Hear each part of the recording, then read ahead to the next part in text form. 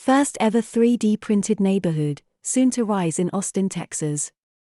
The neighborhood consists of about 100 homes, simultaneously built. They will feature 2 to 4 bedrooms and solar roofs.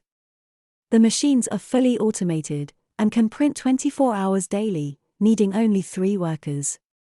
A floor plan is loaded into the Build OS, after which, layers of cement are squeezed out like toothpaste to make the walls, leaving holes for the utilities.